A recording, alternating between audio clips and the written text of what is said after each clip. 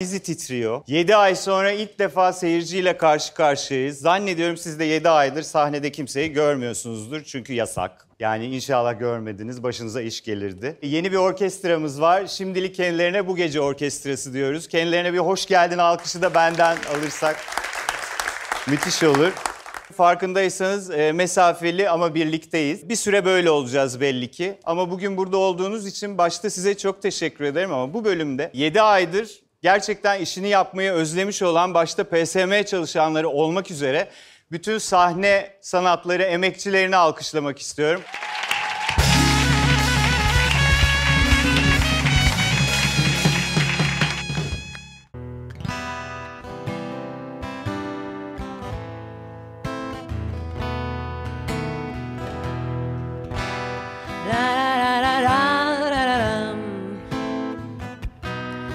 Bir zamanlar hayal kurardım, dünyanın en güzel renkleri benim de kendime. En güçlü sanırdım, mutluluk için bir tebessüm yeterdi. İnsanın insana yaptığı neymiş?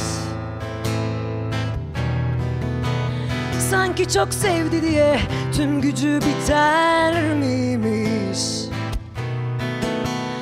Toprak altında para geçersizmiş, bugün var, yarın yok. Bugün var, yarın yok. Ölümlüyüm. Önümde 4 duvar, kapansın ışıklar. Sonun başına geldik yine. Saplandı duygular, yazıldı şarkılar. Eksik kalmaya mahkum niye? Yaşarken hep ziyan, umutsuz insan. Ömür geçer bir saniye. Önümde 4 duvar, kapansın ışıklar. Sonun başına geldik yine. La la la la la la lam. La la la la la la lam. Kaç canım, kaç kurtar kendini. Bırakır mı sandın, vicdanın asla terk etmez seni. Bilmeden karanlığa doğan herkes eşit. Bir suçlu yok ki bu kirli dünyanın düzeni. İnsanın insana yaptığı neymiş? Sanki çok sevdi diye tüm gücü biter miymiş? Toprak altında para geçersizmiş, bugün var, yarın yok. Bugün var, yarın yok. Ölümlüyüm. Önümde 4 duvar, kapansın ışıklar. Sonun başına geldik yine. Saplandı duygular, yazıldı şarkılar. Eksik kalmaya mahkum niye? Yaşarken hep ziyan, umutsuz insan. Ömür geçer bir saniye. Önümde 4 duvar, kapansın ışıklar. Sonun başına geldik yine. La la la la la la la. La la la la la la la. Sonun başına geldik yine. La la la la la la.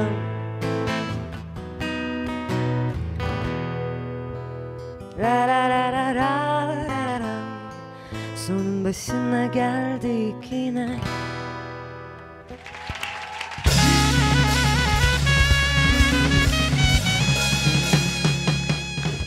Sevgili izleyenler, Denizli'de yaşayan Fuat Küçüker, üzerinde sosyal mesafeyi korumak için plastik panel bulunan okey, kağıt ve benzeri oyunların oynanabileceği dijital oyun masası geliştirmiş. Küçüker kurduğu sistemle ilgili ıstaka ve taş sesleri mevcut. Taş çalmak yok. Çok talep var ama iyi olan kazansın demiş. Koca koca adamların da gerçekten taş çaldığını böylece öğrenmiş olduk sevgili izleyenler. En merak edilen soruya da cevap gelmiş. Maalesef masada yancılar için bir özellik yok. Editörlerimiz yani o kadar kafa çalışıyor bari işe yarayacak bir şey zart zurt falan filan demişler. Oralara hiç girmiyoruz. Sanki işe yarayanı yapana bir faydamız oldu çocuklar. Efendim dolar çalıp euro oynarken Bitcoin sanal alemde cool takılırken Türk lirasının düşen tansiyonunu yerine getirmek için ne yapacağımızı şaşırdık. Paramız resmen yaprak dökümü Hayriye Hanım gibi kafasında sirkeli tülbentle geziyor etrafta. Biz liraya geçecek bu günler diye telkinde bulunurken ekonomiden sorumlu merciğimiz kalkıp demesin mi döviz kuru benim için önemli değil, oraya hiç bakmıyorum. Beyefendi biz de bakamıyoruz. Bizim de kafamız hep bir yere bakıyor, merak etmeyin. Böyle aynı şeydeyiz gibi. Gemide demeyelim de mavi sularda özgürce gezinen bir Yunus'un ağzında diyelim. Ya da götünde diyelim. Yani bir şeyin sindirim sistemi gibi bir şeydeyiz biz hep beraber. Sevgili izleyenler, Bursa'da maske takmadığı için para cezası yiyen 45 yaşındaki bir vatandaş polislere bu cezayı yersem karım benimle kavga eder diyerek virüsten çok eşinden korktuğunu dile getirmiş. Emniyet güçleri hanımefendiyi diğer vatandaşların üzerinde de kullanmak için görüşmelere başlamış. Haber bu kadar. İngiltere'de Lincolnshire Doğal Yaşam Parkı'nda 5 Afrika gri papağanı gelen ziyaretçilere küfrettikleri gerekçesiyle birbirinden ayrılmış ve görüşe kapalı yerlere konulmuş. Parkın yöneticisi bir şikayet almadık ama böylesini de ilk defa gördük. Birbirlerini küfretmeye teşvik ediyorlar. Teşvik etmeyi bırakın.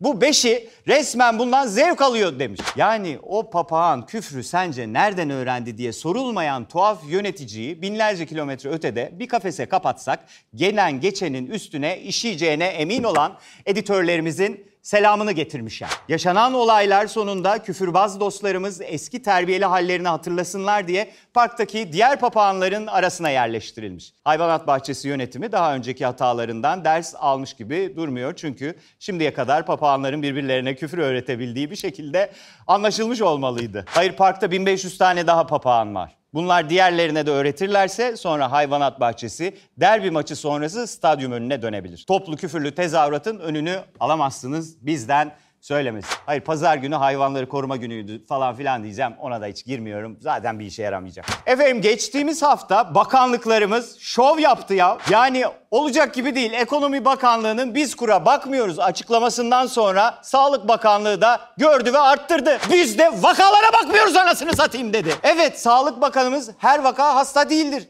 Biz size sadece hastaların sayısını veriyoruz dedi. Böylece insanlık tarihinde bir ilk yaşandı ve bir ülke toplu olarak kalp spazmı geçirdik. Hastaneye yatmayanlar hasta olarak ne istatistiklerde ne de Sağlık Bakanlığı'nın gönlünde kendilerine yer bulamıyorlarmış. Artık kelime oyunuyla salgınla mücadele eden bakanlığımıza güvenmek dışında elimizden gelen hiçbir şey yok sevgili izleyenler. Bir de işte C ve D vitamini var, o güvendiğimiz. İnşallah onlar da çıkıp biz virüse iyi gelen C ve D vitamini değiliz, siz yanlış geldiniz demezler.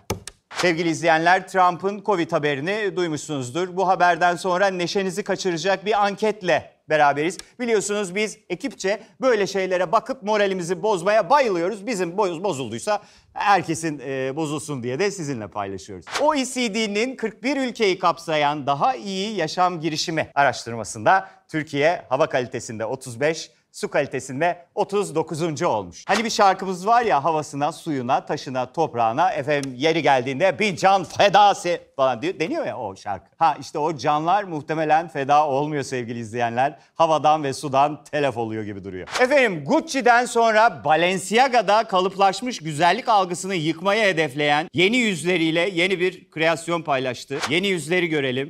Evet. Yecüc ve Mecüc kardeşler. Yani bu nasıl bir kreasyon sevgili izleyenler ya? Şimdi şuna bakınca neden bazı kalıplaşmış şeylere dokunulmaması gerektiğini ta içimizde hissedebiliyoruz. Yani bunu biz şimdi nasıl tarif edeceğiz? Biz koni vatkalı basma elbise giyen köy cinleri görüyoruz burada. Yapmayın efendim, bazı kalıplar belki de gereklidir yani.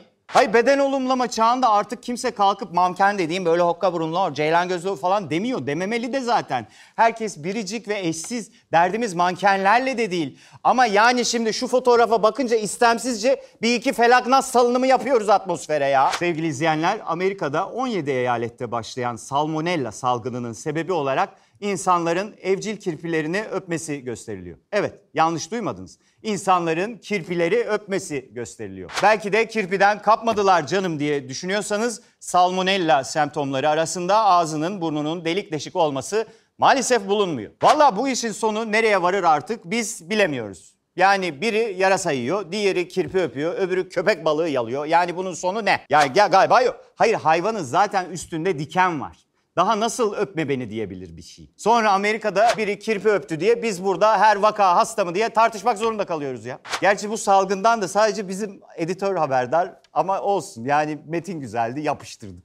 İstanbul'da karantinada olması gereken temaslı bir otobüs şoförü görev başında yakalanmış sevgili izleyenler. 1. duraktan 25 yolcu alan otobüs, 4. durakta 6 yolcu indirip 8 yolcu alıyorsa otobüste muhtemel kaç pozitif vaka ve bu şoförün direksiyon başında ne işi vardır? Hayır beyefendi, evde muhabbet mi dönmüyor?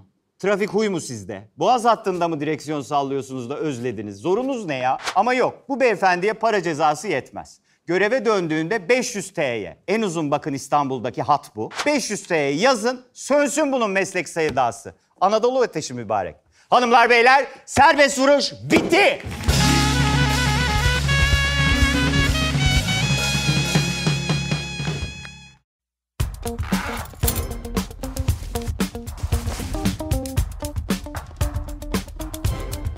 Way back, way back.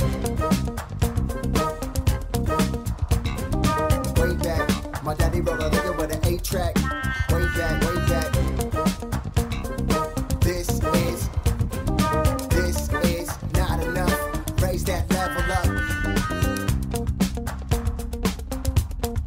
Way back, way back. This is not enough. Raise that level up.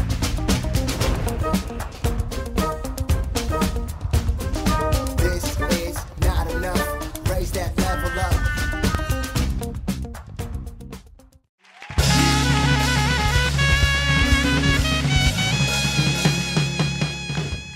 Hanımlar beyler, Aslı Enver geliyor.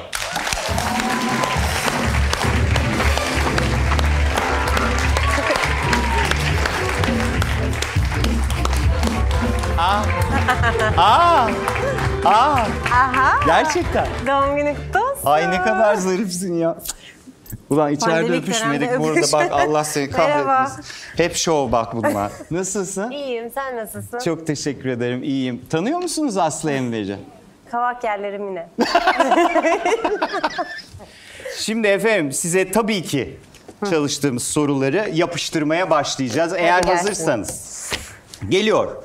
Şimdi biz sen ne yapmışsın diye baktık. Az önce sen de söyledin bir tanesini. Valla hayat bilgisi, kavak yerleri, kayıp, odur budur, İstanbul'u gelin, Babil, arada bir tiyatro oyunu, sinema filmi. Yani bir de bunların birçoğu da hit. Yani bu kadar böyle önemli işte kısa sürede diyebileceğimiz bir sürede yer almış olmak nasıl bir şey? Bir sorumluluğu falan var mı? Senaryo okumayı mı biliyorsun yoksa şanslı mısın? Ya şöyle aslında şanssız olduğum işler de var. Hani Evet çok de ben böyle o çok sinir- üstüne gitmedim. Çok tatlı. Onları 60 görmezler. Evet, evet. Falan Yani filan dediğim onlar. Şöyle ya galiba böyle okuduğun zaman oluyor ya Evet. işte burada bir şey var diyorsun tam dişime göre. Öyle işlere gittiğim zaman genelde o bir şey oluyor orada. Ben çok şaşırdım öğrendim. 12 yaşına kadar İngiltere'de yaşamışsın. Biz ekipçe sormak istiyoruz. Dönerken pound getirdin mi? Getirmedim ya. Gerçekten mi? Vallahi. Saçmalama ya. Gerçekten mi? Ne var, 12 yaşında çocuğun ne pound olacak? bileyim ya. Ama babam hala orada o yüzden. Ha, ay çok iyi. Peki hiç geri gitmeyi, mesleğini orada Yok. sürdürmeyi falan hiç düşünmedin? Yani düşünmedim çünkü ne bileyim ben oyunculuğa burada başladım, burada devam ediyor.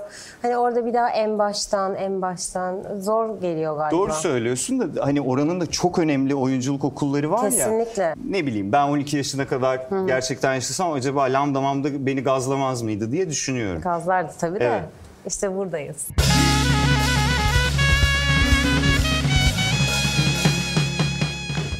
İnsanların senin hakkında doğru olduğunu düşündüğü ama olmayan şey nedir?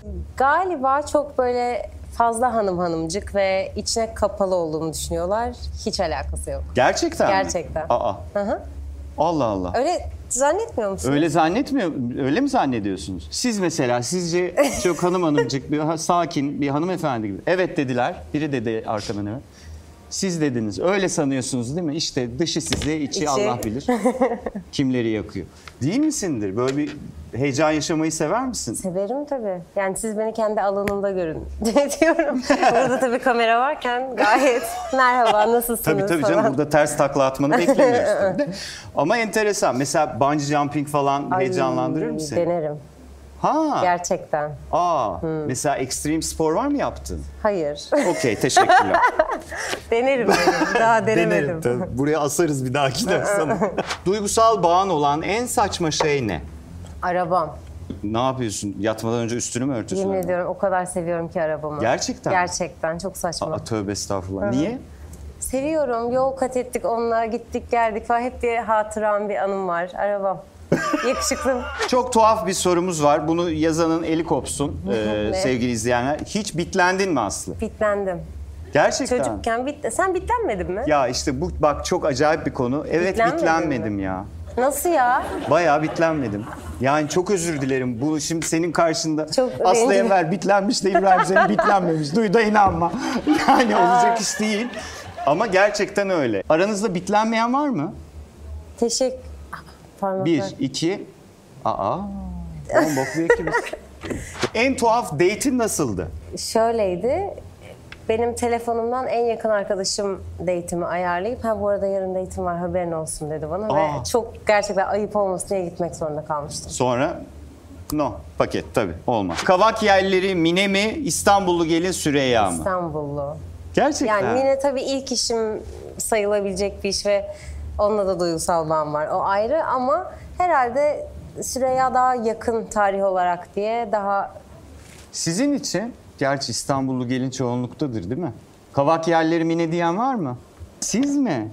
Ama aşkım sen yetiştin mi kavak yerlerine? Yani evet. Tekrarlar yok yani. Ha, tekrarları olmuş. o tekrarlar, Siz kaç yaşındaydınız? Ben 19. 19. 19 yaşında ve izledin mi? Tekrar izlemiş. Manyağa bak. Deli. Evet, vallahi bravo. Birini etkilemek için yaptığın en aptalca şey neydi? Beşiktaş forması giyip Amokachi'li abiminkini çalmıştım. Beden dersinde hoşlandığım çocuk Beşiktaş diye onunla gerçekten yaptım bunu. Ama çok küçüktüm ya. Abi, tabii canım, bu zaten küçükken yapılabilecek bir şey. Yani büyüyünce Şimdi zaten ben Beşiktaş aptalca bir şey formasıyla yapmıyorsun. gelsem ya Amokachi. Kartal. Peki işe yaradı mı? Yaramıştı küçücük. Yarar tabii. Yani çocuk bakmıştı böyle ne yapıyor bu diye. Yani Ha, yaramak. benim yaptığım en aptal şey de ortaokuldaydım. Bir kızın benden hoşlandığını iddia etmişlerdi. Ben tabii inanmıyordum ama bir süre sonra herhalde hoşlanıyor. Çünkü 300 metreden birbirimizi falan yapıyoruz diye düşünüyordum. Yaptığım yani güya ona bir şey yapıyorum. Hatırlar mısınız böyle Big Bubble diye bir sakız vardı. Evet çok güzel. Abi onlar böyle beşli satılırdı ya, onun bir tanesini kıza fırlattım. Bahçede. Sakız falan diye. Yani yaptığım herhalde en aptalca şey o. Seninki benden kötüymüş ya. Tabii canım, ben artık. Ve şey dedim, bir şey olmaz, kabuğu var. İçinde yer aldığın bir iş yayınlandığı anda ah ya ben ne bok yedim dedin mi? Dedim. Vallahi mı? Dedim. Aa, Bir kere dedim. hangisi? Diyemem. Ama dedim. Çok uzun sürdü mü? Yok. Tabii normal. Peki sürmeyince mi ne bok yedim dedin diyor. İlk bölümde dedin mi ne bok İlk yedim? böyle çıktı ve böyle oldum. Ay Allah'ım ben ne yapsın dedim. Sonra hemen bitti ve kimse hatırlamıyor pek. O yüzden Gerçekten. hiç olmamış gibi hayatıma devam ediyorum. Hiç Ay, öyle bir şey nefis. olmamış. Peki söylediğin veya yaptığın bir şeyi silerek zamanda geriye gidebilseydin neyi silerdin? Gerçekten hiçbir şey silmezdim. Vallahi mi? Vallahi silmezdim. Sarhoşken attığın, sonra uyanınca kafama sıçayım dediğin. İçmeye gerçekten gerek yok. Bunu yapmak için fazla neşelendim. Tık tık tık. Gerçekten mi? Gaza Hiç geliyorsun. tutamıyorum çünkü böyle tık tık. Aa, çok acayip. Parmaklar var ya bunları bazen kırmak istiyorum yani. kadar Öyle mı? çalışıyor. Hiç içmeye gerek yok bunun için yani. Aa, çok enteresan. Çok iyi. Peki sosyal medyayla aran nasıl? Orada da böyle ta ta Yok, ta ta hayır. falan gibi yani. Gerçekten sosyal medyayla mesafeli durma çabam bu. Çünkü yani benim ya dostum oluyor ya tanıdığım oluyor. Çünkü şeyim yok hani ortam. buna bunu söyleyeyim de bunu söylemeyeyim de ona o kadarını anlatayım da ay diyorum sonra ben ne yaptım ben yine her şeyi anlattım değil mi? Ay. Ya öyle bir o modeller vardır ya. Ay, İşte anladım. onlar bunlar. Anladım ama eğlencelidir genelde onlar. Başına fena da çok değil. iş gelmez ya. Dinlemekten utandığın ama kendini de dinlemekten alıkoyamadığın bir şarkı var mı? 90 60 90 vücudum var. Gerçekten. Vallahi seviyorum. Tövbe estağfurullah. Ama onun bir şeyi vardır ya sound'u böyle. Aynen. Bir Sound'u arabada böyle var. çıkınca hemen bir açarsın. Tırırt bomba bomba nokta.com. 90 Hoşuma gidiyor. Yapacak Var bir mı şey yok. arkadaşlar bizde 90? Sakın. Özenmekten olsa gerek bu 90 olsa nasıl olurdu falan derken 60, 90. gidiyorsun. Bence hiç Çok alakası iyi. yok abi onun. Arkadaşının olduğu bir projeyi beğenmeyip çok güzel olmuş kuzum Evet. dedin. Evet, Gerçekten. dedim. Vallahi mı? Dedim. Ama arkadaşına da diyorsun yani. O taze mi diyorsun yani sonradan mesela söylemez misin? Sonradan bir küçük söylerim Ha. ya çok güzeldi ellerine sağlık çok güzel olmuş bak. Görüyorsun. Oyun hep bu ve arkaya pıt pıt varsa orada tehlike var. O çok fena. Canım ne yapıyorsun şu? Evet. Beni ele veriyor. Ya beni tanıyanlar böyle şu eli gördü mü hadi bakalım der. Sonra bir süre sonra ya orada da öyle yani nacizane hani ciddiye alır mısın bilmiyorum ama söylemezsem olmaz diyor. Ama dostlarıma söylüyorum Aha. direkt yani. Nasıl iyi miydi falan. İyi ama Ha, şu var fine ya. yani. Hiç gülünmeyecek bir espriye sadece karşı tarafın rencide olmaması için kahkahalar attığın oldu. Oldu. O da oldu. Ama çok kötü bir şey değil mi? Bak Ama mesela yani bu ben programda kendimce burada sorulacak espri bir soru yapıyorum değil mesela ve ses yok falan böyle diyorum. İçe kaçım başla. Hiç yapma espri yapma falan. O yüzden o kötü bir şey değil İnşallah bu programda yapmazsın Aslı'cığım Ya. çünkü büyük bir rezillik olur. Belli ki sonra da yüzümüze söyleyeceksin. Arkadan, Çünkü evet. Ya orada o olmamış.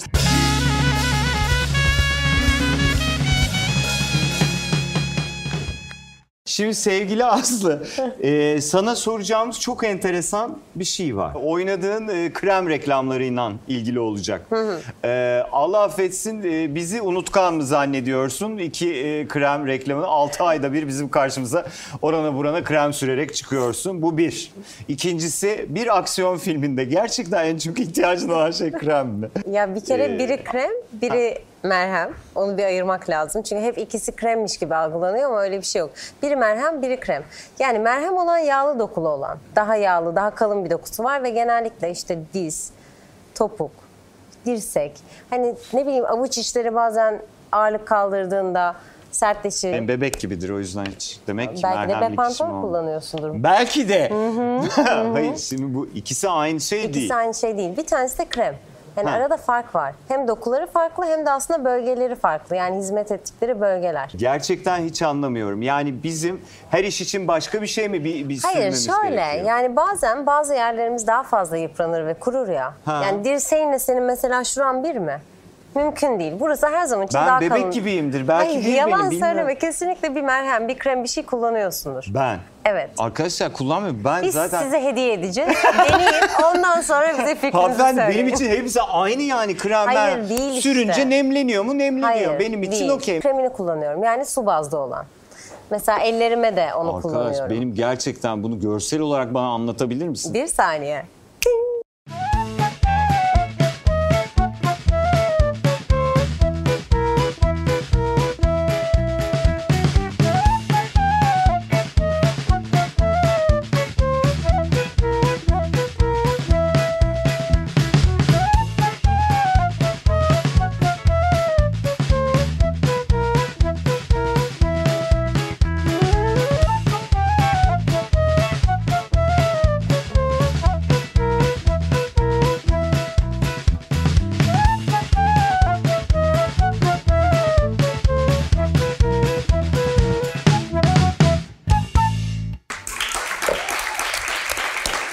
O kadar aksiyon çektim. O bacak oraya mümkün değil kalkmaz. Aslıcığım zaten oraya kalkan topuğum olsa ben ona Gerçekten. Her gün kendim krem temizlerim. sürmem.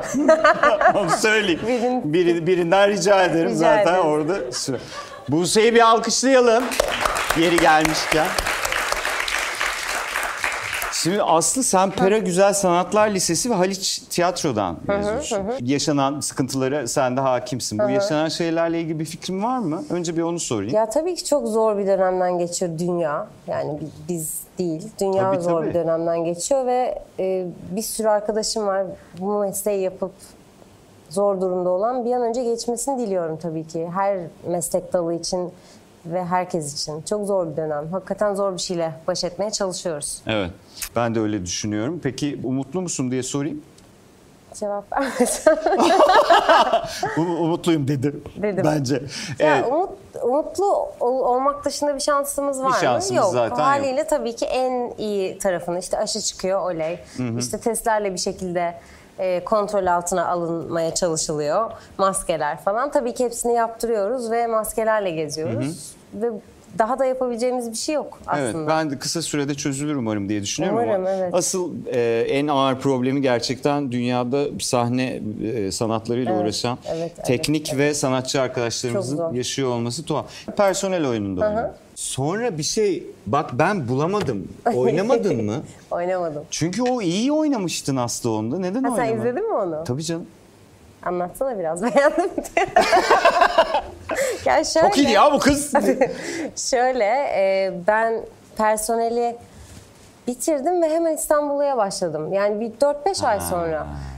Şimdi İstanbul'u yaparken bir tiyatro oyununa mümkün gereken mesai ve emek ve özveriyi de bulunamayacağım için tabii ki Yapmadın. Yapamadım. Okey. Peki var mı kafanda yine? tabii yaparım yine. Yani bir şekilde sonuçta tiyatro bölümü mezunuyum ve sahnede Evet. olmak başka bir şey. Ben de öyle Yani düşünüyorum. oyunculuktur. Şey yapmıyorum işte, tiyatro, oyunculuk da dizi değil. Hiç Yok. öyle bir şeyim yok. Ben Ama de öyle düşünüyorum oranın zaten. tadı başka bir şey. Besliyor içeriden ve özlüyorum yani. Şimdi şöyle bir sorumuz var, bir görselimiz var. Onu sana göstereceğiz. Sonra da suratına bakacağız. Hayırdır inşallah diye. Verelim görseli. Bu ne ya? Ne var bunda? Fotoğraf. Ha, sosyal mesafe yastığı nedir Aslı? Yastık. Ne gibi açıklamam olmam gerekiyor? Ne abi, sosyal mesafe yastığı ne işe yarar bu? 1 metrelik bir yastık, tatlıydı, çektim ben de. Aldım, evimde de duruyor. Gerçekten. Evet, güzel. Kanepeye koyuyor musun mesela misafir geldiğinde? Buraya Ha, şuraya koysaydık ya buraya. Ah, keşke getirseydin. Keşke getirseydin Bak, ya. ne Bak çok kaçtı. işe yararmış.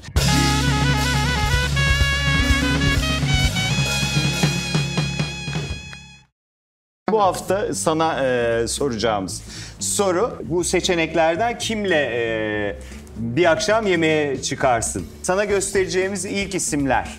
Pelin Karahan mı? İpek Bilgin mi? İpek Bilgin. İpek Bilgin'le yemek yerim tabii. diyorsun. Olur. Peki İpek Bilgin mi? Jean Reno mu?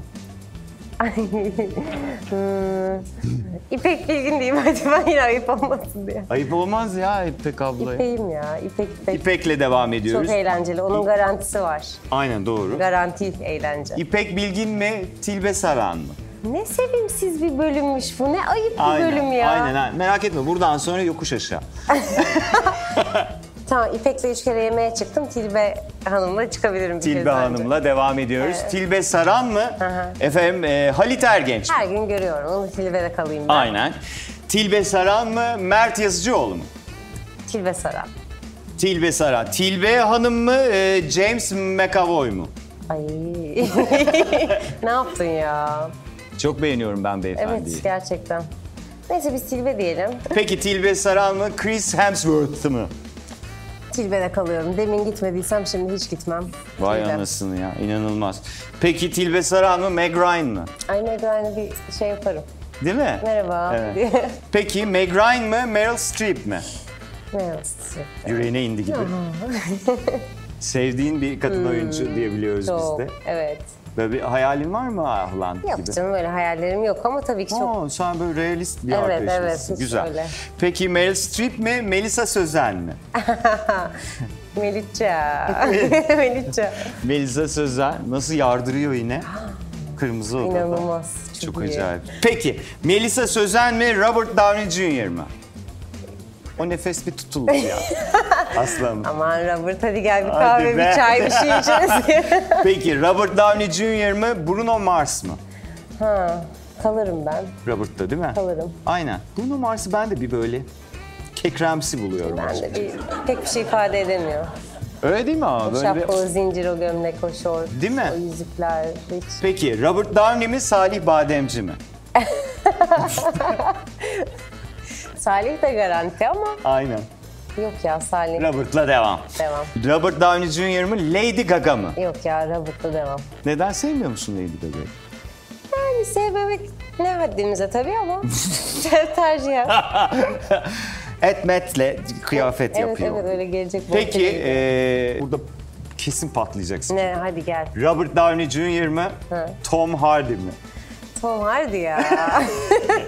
Tom Hardy demeyen var mı mesela? Yoktur değil mi? Bizim Mustafa bile kafasını sağlıyor. Sana ne zaten Parmak Mustafa'cığım? Ben hanımefendilere soruyorum. Tom Hardy'yi bilmeyen var. Hanımefendi, Bruno Mars'tan hoşlanmayan. Değil mi? Tom Hardy kendisi. Tabii ki. Sevgili Aslı, Tom Hardy ile o zaman yemeğe çıkıyorsun sen. Güzel. Ben sana söyleyeyim Ay mi? fal baktırmışım gibi oldu şu an. Aynen. Kız bak bir şey söyleyeceğim. Görüyor musun? görüyorsun? At. Hanımlar beyler Tom Hardy ile gönderdik yemeğe. Hadi hayırlı olsun.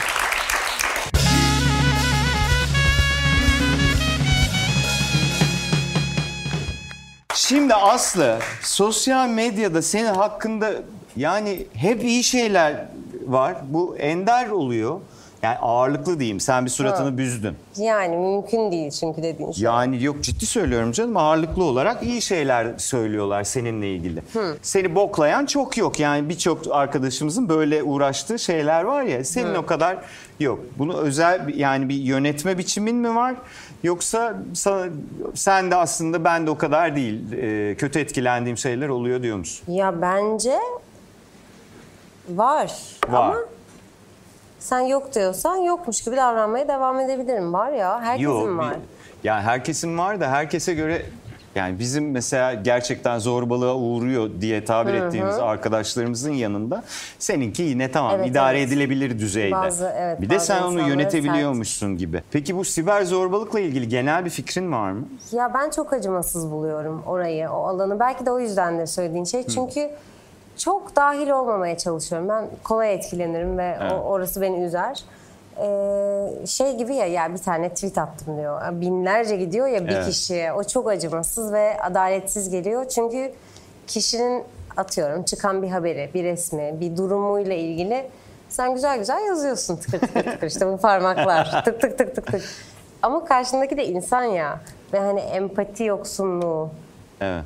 O yüzden ben çok kim kimi gömmüş, ne olmuş falan onlara da bakmam. Benim sinirim bozuluyor. Böyle hemen onun yerine geçip ya ne kadar acımasız o teyzelerden oluyorum. Yok ya, o Çok bana da acımasız. zaten yeni bir var olma biçimi gibi geliyor. Kötü. Yani bir fark edilmek için bir boklama herhalde. Ya gerçekten neden bu kadar sert olunduğuyla ilgili hiç fikrim yok ama işte hoşgörü ve empati. Bence hani ulan başıma gelse acaba ya da tanıdığının hadi kendiyle şey yapamıyorsa bile. Sonuçta insanız ya. Aynen. Ve herkesin başına her şey yani bugün ne kadar çok sert bir eleştiriyle belki karşılaşmadım ama belki burada söylediğim minicik bir şey Anladım. bir yere Doğru. çekilecek. Çünkü ben hep çok frenli ve kontrollü konuşmaya çalışırım. Sebebi de biraz bu aslında. Canımız sıkılmasın. Evet, sıkılmasın. Tadımız kaçmasın Ali Rıza Bey. Ay Ali Rıza Bey dediğimiz- tadımız kaçmasın. Tam oradayım. Peki Aslı, sen disleksiymişsin. Hayırlı uğurlu olsun. Teşekkür ederim. Şimdi disleksi bir çeşit öğrenme bozukluğu. Disleksinin ne olduğunu bilmeyen var mı aramızda? Siz biliyorsunuz anladığım kadarıyla. Ayağa Keyifle kalkar izliyor. mısınız rica etsem? Tabii Bir ki. böyle görebilelim sizi. İsminiz neydi? Bengisu. Bengisu. Gözlüğünüz ne kadar güzel. Teşekkür ederim. Havanız batsın. Çok iyi değil mi gözlüğü? Çok Bizim havalı. Serenay'ın da böyle havalı gözlükleri var. Vallahi onunki bir yan döner misiniz Bengisu? Böyle. Yanında da cevap var. Böyle yana bakınca da güneş gözlüğü. Evet. Buyurun, disleksiyi biliyorsunuz. Nereden biliyorsunuz? Okuma öğrenme bozukluğu diyebiliyorum. Bozukluğu demeyeyim de... Zorlu, evet. bir karışıklık. Aynen. Bengisu Hanım, disleksi konusunda gerçekten bir arpa boyu bile yol gidemedik sizinle. Olsun, gözlüğünüze baktık, onu övdük. Siz okuyor musunuz? Evet. Nerede? Bahçeşehir Üniversitesi'nde. Siz de galiba bütün üniversitede. Hangi bölüm? İnşaat mühendisliği. İnşaat mühendisliği. Evet. Çok iyi. O yüzden kaynak gözlüğü takıyor. Çok yakışmış. Yakışmış. Yakışmasa yakışmamış derim. Teşekkür ederim. Bengisu Hanım'ı alkışlıyoruz. Çok sağ olun. Bir çeşit öğrenme zorluğu gerçekten disleksi ve bu disleksi konusunda ciddi çalışan Türkiye Disleksi Vakfı var. Ben bunlardan konuşalım. Sen ne diyorsun falan filan diyordum. Bizim Umay dedi ki ben de disleksiyim. Ve üstüne de ekledi. Ya dedi bunları boş ver. Zaten Google'ladılar mı hepsini görüyor insanlar. Disleksi ise çok komik anısı vardır. Onu anlattıralım dedi. Disleksinin halinden anlar. Var mı gerçekten? Ya komik anı genelde o sırada sen acı çekiyor oluyorsun. Dışarıdaki için çok komik gözüküyor olabilir. Ama o sırada yani Allah'ım bitsin diyorsun o an. Tabii yani zaten ya komik anıyı anlattıralım ya da prompterda karmaşık 7 tane kelime gösterelim yakalım kafasını dedi. O yüzden komik anı daha iyi olur diye düşündüm ben. Komik bir anı değil ama şöyle şeyler oluyor. İşte üst kat diyeceğine USD kat diyorsun bir anda falan. Sonra böyle bir ay yok pardon üst. USD kart. Gerçekten. Aa. Böyle gidiyor kafa yani. İşte Evet. ters 0 1'i 10 görmek. İşte ne bileyim. Yani yakın şeyleri pıt diye döndürebiliyoruz. Anladım. Kardeşim işte okula yazdıracağız. Öyle bir şeydi galiba. Böyle odaya girdik. Odada böyle baktım işte İstanbul şey var. Böyle bak İstanbul hatırası ne alaka burada dedim. Bak son derece ukala. Sabah kesin erken ve çok haksıydım. Anıl böyle suratıma abla İstanbul haritası dedi. Ya o kadar disleksiyim yani.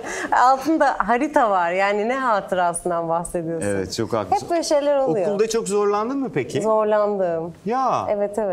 Zorlandım. Peki yani okullarda buna dair bir özel bir ilgi var mıydı sen okurken? Şöyle, ilkokulu İngiltere'de okuduğum için ben orada daha biliyorlar disleksinin olduğunu. Haliyle mesela normal sınavlarda 45 dakika daha fazla zaman veriyorlar gibi artıları var ve disleksili çocuklara biraz daha anlayışlı değil de hani onların öğrenebileceği şekilde dersler veriyorlar.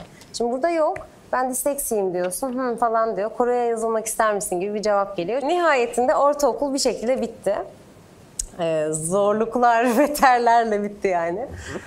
Onun üzerine ben Fena Güzel Sanatlar'a başladım ve çok güzel bir yöntem buldum.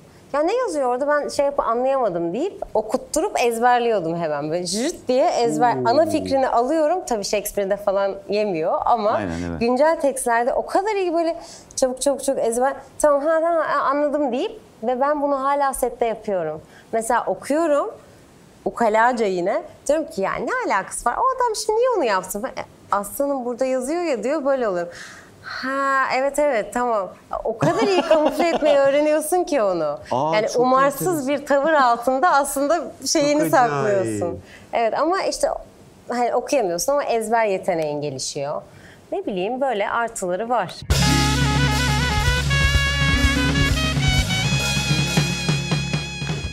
Çoban püskülü. Siz de mi duymadınız? Çoban püskülü dedim. Çoban püskülü dedim. Çoban püskülü. Tek Çoban püskülü. yapma öyle. Çoban püskülü. Şaka yapıyorsun. Süper baba ne diyorsun? Aynen. Çoban püskülü. Sopan versu. Çoban Çoman püskülü. bügüdü. Çoban püskülü. Çoban Püskülü! püskülü.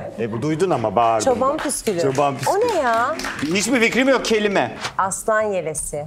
Aynen Kıza böyle bir şey yapıyor. oldu yemin Böyle ederim. yapıyorsun. Sana nöbeti bu. Kendine. Yemin ederim ağzını bize konuşuyorsun. Ben Tamam. de hiçbir şey anlamadım. Bakın. Aslan yelesi. Söylemedin bir şey. Aslan yelesi. Aslan. Yelesi. Aslan yelesi. Vay be. Aslan yelesi mi? Aslan yelesi. Müdana. Ukala. Müdana. Budala. Sen ağzını bozmasan. Müdana. Burada. Müdana. Müdana. Aynen bravo. Müdana bildin. Duymadın ama. Vallahi duymuyorum Aynen ya. bravo. Şaft kayması. Şaft kayması. Şaft kayması. Ne bileyim Canan söyleyince. Başka Canan'ın söylediğini kaç söyledim. oldu? İki berabere. Berabere mi? Şerefe o zaman. Hadi Şey- dostluk kazan. Dostluk kazandı. Alkışlıyoruz aslanıma.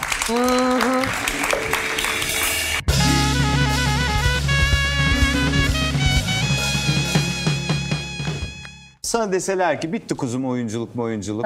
Şimdi bundan sonra yeni serüven ne yapmak istiyorsun? Aşçı mimar falan demişsin. Dedim. Hala orada Arkasındayım mısın? hala. Gerçekten. Aşçı olmam herhalde de. Ha. Çok yiyorum çünkü. Çünkü onu bir durdurmak gerekiyor. Olurum, isterim olmak. İç mimar. Gerçekten. Evet. Böyle bir şey yapar mısın? Arkadaşlarının evine fikir verir Yaparım, misin? yaparım. Çok Ha. eğlenceli bir şey, acayip. Yani evet. SimCity oynar mısın? Hayır, çünkü bayağı teknolojide berbat bir noktadayım. Nasıl ya? Bilgisayar, oyun falan. Çok kötüyüm, çok Gerçekten. gerçekten. Peki ev arkadaşlarından hiç bahsetmedik. Olli, Matiz Ha, ve bir de Düşeş. Düşeş mi? Düşeş. Tekir'in adı. Hı. Düşeş, evet. Bak Maşallah Matiz ya. ve Düşeş. Sen bildiğimiz kadarıyla ciddi bir hayvanseversin bir yandan da. Sahipleniyorsun genel Evet, olarak. evet. Nasıl gidiyor?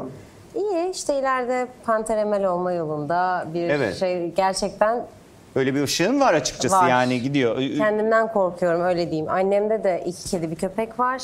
Ha. Böyle devamlı evleri dolduruyorum. Bakıyorum bu bitti, tamam, sıradaki ev. İşte ay bir kedi görüyorum, onu arıyorum. Bir şey soracağım. Sen geçen gün bir kedi sanki şey yapmıştın. Çok tatlı. Bir tane sarı var, inanılmaz. Yani böyle bir mesaim var benim ve giderek de abarıyor. Hayırlısı.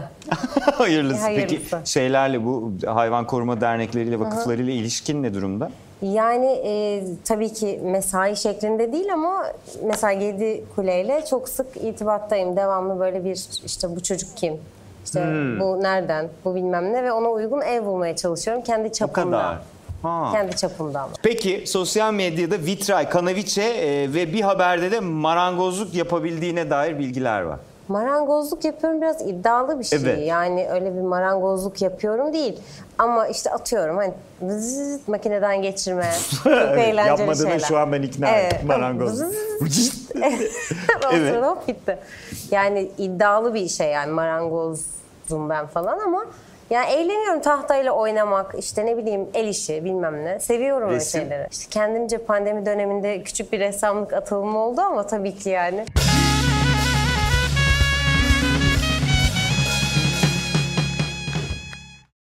Merhaba, hoş geldiniz. Merhaba, Ekin ben. Bahçeşehir Üniversitesi'nde okuyorum. Orada enerji mühendisliği okuyorum. Ya, Aynen, aa, son ne sınıfa güzel. geçtim. Uf, hem de. Bakalım bitecek inşallah bu sene. Ay hadi inşallah. Ne yapıyorsun? Enerji mühendisi olunca ne oluyorsun? Ya santrallerde çalışabiliyoruz ya da bunun proje yönetim kısmında ofiste çalışabiliyoruz. Aa, Zaten çok iyi. yenilenebilir, yenilenemez. Hepsine bakıyoruz Sen mesela yani. böyle bir yenilenebilir, yenilenemez bir Ben seçim. daha çok yenilenebilire kayıyorum. Bir de yurt dışında da zaten çok gelişmiş şey, rüzgardı, güneşte bundan elde edilen enerji. Bir de günümüzde zaten çok ihtiyaç duyulan bir şey Aynen, olduğu için evet. biraz daha böyle Kamu farklı bir şey spotuna okumak döndü Ekin. istemiştim. Aynen.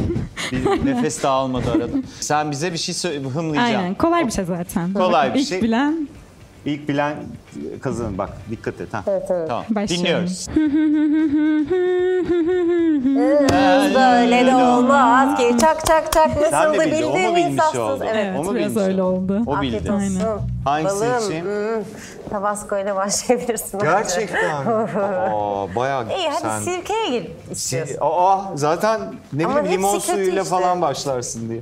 Tabasco'ysa Tabasco. Şeyli şatların üstünde de iyi günler yazıyor. İyi. Ne yapıyorsunuz o? Evet, neşe yapıyorlar sana. Neşe Oh, mi oh, yapıyorlar? oh.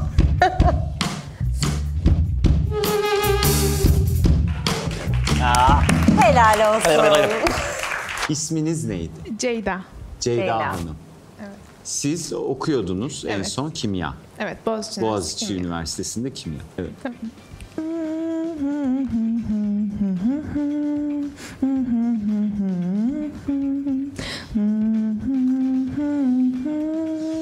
Kendi bestenizse ben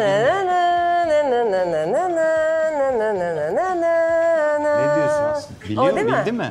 Ama Ha o sözleri da yok. bildi okey. Ama Siz iki melodik deli yapıyor. bir araya gelmemeliydik. Ne abi o şarkı? Hadi. Ne? Lavien Rose mu? Fakat söyleyemeyeceğiz sözlerini Edith Piaf. bence. Edith Piaf mı? Arkadaşlar, Fondip'te ilk defa Edith Piaf hımlandı. Bu Edith Piaf'a da ayıptır. Hanımefendiyi alkışlıyoruz. İçim biraz ferahlasın istiyorum ama İçin biraz ferahlasın istiyorsunuz. beyazlardan gidebilirsin. Beyazlardan gidebiliriz. Şunu içiyorum. Çalıyor musun? Edith Piaf'ı duyunca içinize kaçtınız. Ne oldu?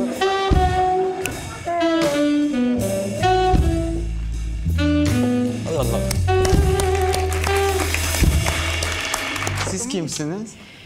Ben de diş hekimiyim. Ezgi ismim. Aa, Ezgi Hanım diş hekimisiniz. Çok Evet. iyi. İyi bir diş hekimi misiniz? Yani iyi Yeni- olduğumu düşünüyorum. Buyurun, bize ne hazırladınız? Gönlünüz gözleri derya deniz. Absolut kulağım ben. Ben anlamadım mı? Ben bile Sen anlamadım. anlamadın, Bak tamam. müzisyen adam anlamadı. Ben havada kaptım. Bence Kusacağım kesinlikle montajı Aslı'cığım o ya. yaptığı için bunu sanki söylemişsin. Hayır sen Hayır hangisini canım. için? Bazen naz yapmayacağım Aynen ki aynen. Boğa tadı burcusun ya. çıkmasın Bazen bana sana. kaçmasın ilk programdan ne olur. Ödem yapıyor değil mi bu? Ödem Yarın atıyorsun. ben sete Yo gidiyormuşum. tam tersine. Ödem almıyor mu Bazen arkadaşlar? 2 yıldır bana bu yüzden içiriyorsunuz. Alkışlıyoruz. Dibinde yemin ederim bir şey vardı. Dibinde ne vardı be Hiçbir dibinde? fikrim yok, yuttum çünkü. Balzamik var işte dibinde. Saçma ama aslında biz sana Hani kötü böyle bir şey mısırın sonunu yersin, salatada mısır gibi. Kimin salatasının artık suyu bu? Kimin bu? Merhaba, siz kimsiniz beyefendi? Semih Haliloğlu ismim. İstanbul'dan. Katılıyorum Katılıyoruz. Fondip'e. İç mimarım. İç mimar. Aslı. Ortak olalım, gel işe. Ortak mı olalım? Daha bir işi öğrendi. Ortak niye oldunuz? O iş bende diyor. Buyurun bize ne hazırlamamıştınız? Güzeller içinden bir seni seçtim. Al sana sirke. Afiyet bal şeker olsun. Aslıcığım. Değil mi? Evet. Kenan Doğulu. Değil mi? İçiyorum. Afiyet bal şeker. O sirke. Birden içersen Güzel sirke. hepimiz... Güzel sirke mi? Elma sirkesidir. Hiçbir şey yapmaması. Hiçbir şey yapmaması. Gördüğünüz gibi Aslı Enver'le ilgili bir sırrı daha öğrendik. Kendisi bakır ağızlı. Yemin ediyorum Melisa bana hep bakır alsın senden. Gerçekten. Ay, Gerçekten haklıymış. Kaldı Melisa zaten bir izleyince limon gurur suyu. duyacaksın Çok benimle. rahat. Vallahi duyar. Kahveyi Yani... falan da kaynardan içerim böyle çak diye. Gerçekten. Bakır alsın sen derler hep bana. Aa. Merhaba, hoş geldiniz. Hoş bulduk. Siz kimsiniz? Ben Sena. Ankara'dan geliyorum. Sena. Ankara'dan mı? Aha. Yani program için değil, İstanbul'a gelmiştim. Ya O kadar da sevilmiyorsun Zaten- yani. zaten delirmediğinize emindik biz de. Evet. Ankara'dan niye gelmiştiniz İstanbul'a? Arkadaşım, en yakın arkadaşım burada. Onunla vakit geçirmek için bazen geliyorum. Evet, böyle. Ha böyle siz... komple siz berabersiniz. Ha güzel. Niye o kadar uzaksınız? Sosyal mesafe. Annem bize hava yapmayın. Arkadaşınız ya zaten. Öyle Ankara'dan yani. yanına gelmişsin herhalde yani. Yok, öyle ayarlanmıştı o yüzden. Okey. Siz okuyor musunuz? Ben yeni mezun oldum. Nereden? TED Üniversitesi'nden. TED Üniversitesi'nden. Ankara'dan. Hangi bölüm? Uluslararası ilişkiler. Uluslararası ilişkiler. Uluslararası. Ha uluslararası ilişkiler. Çünkü ÖSS ilişkiler saçma oluyor. Şarkı düşünüyorum tabii şu anda. Ben o sırada şarkı düşünürsün diye zaten. Evet.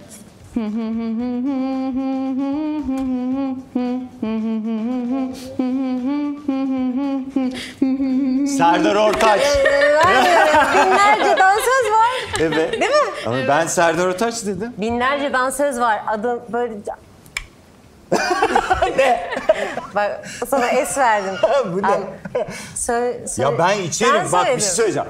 Aslıcığım ben bunu içerim. Allah aşkına. Ama Serdar Ortaç'ı dedim ben. Ama şarkıyı söylemedin. Sen Aynen, başta söylemedim. anlatırken dedin ki Dolayısıyla- sözlerini. Ama binlerce dansöz varmış şarkı. Gerçekten.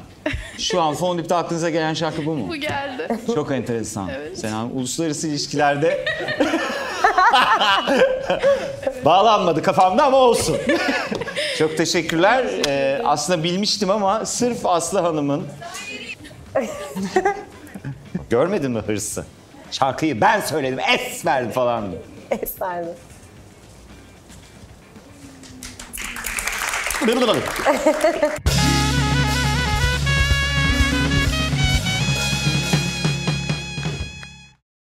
Hanımlar beyler, Aslı Enver bu hafta konuğumuzdu.